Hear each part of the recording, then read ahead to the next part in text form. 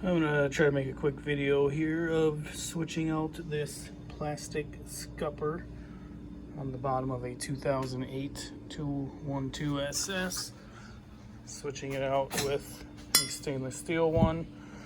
I made a little homemade wrench here to tighten that on there. I don't know if that's gonna work quite yet. I took out the check valve there so I can fit this in there to help hold it and stabilize it while I tighten that nut down.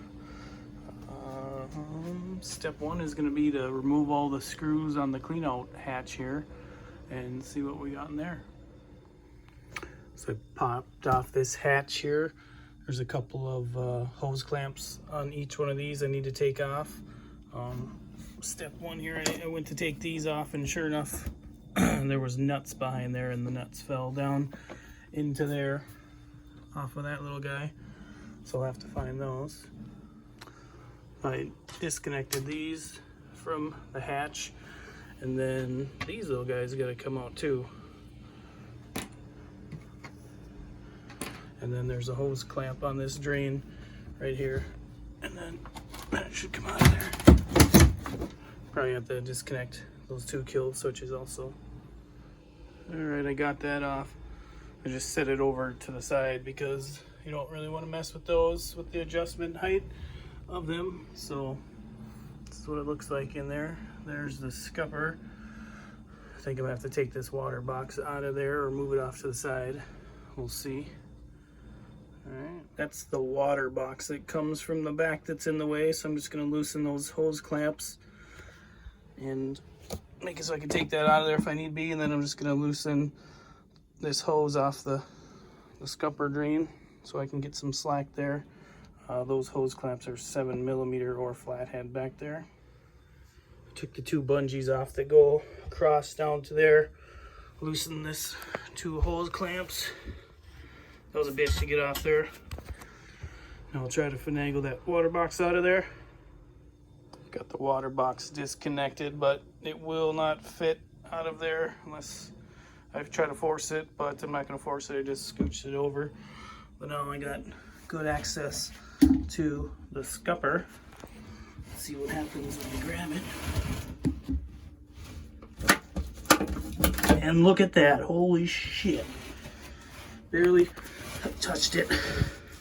It came right off. Well, here's the old plastic one that snapped right off.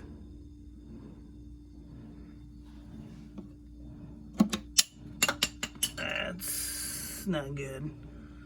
Good news is I have a flat back here, so I don't need to grind the scupper down to fit in that groove. So that's a plus.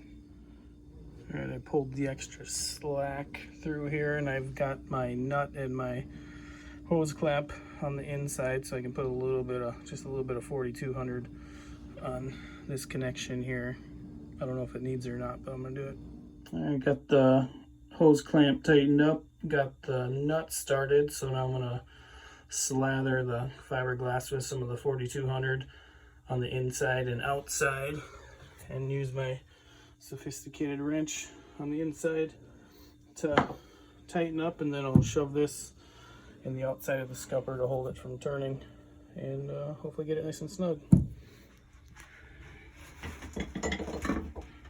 It's gonna take a few turns here to get this, but should go eventually.